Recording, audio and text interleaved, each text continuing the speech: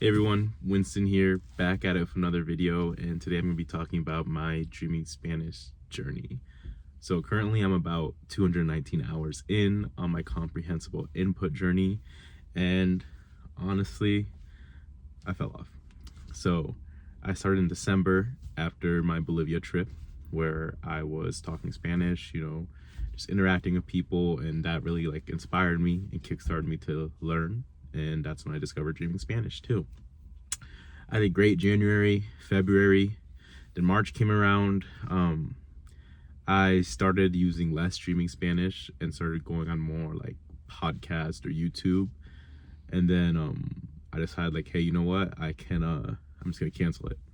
So I canceled my subscription, but I wish I never did that because for some reason when I was subscribed to it, I just had that sense of commitment to it. But now that I am not paying for it and just using my Excel tracker, I felt like I fell off. So now it's April. Probably only got about 30 minutes of studying. It's already 10 days in. So I'm gonna try and pick it back up, but I'm using this video as an accountability tool. So like I said, I'm about 219 hours in,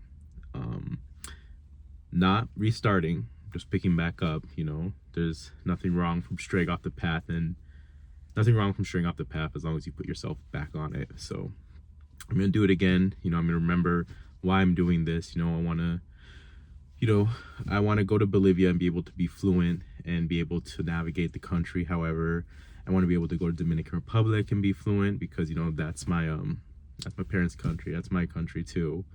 And then also, I have my family in New York. I want to be able to speak to them. My family's getting older, and the last thing I want them to have is a conversation with them. So yeah, I'm gonna keep going. It was pretty tough because one of my cousins actually came to visit. He was speaking Spanish to me, and I just blanked again. But I remember 2 months ago, if he would have said the same thing, I would have been on it. But it's just I haven't been as sharp with the comprehensible input or speaking in general. And then one thing too, I fell into a trap is I would just put the podcast on at work, and I would be having it playing in the background, but I wasn't really listening to it, right? But I was still counting that as input.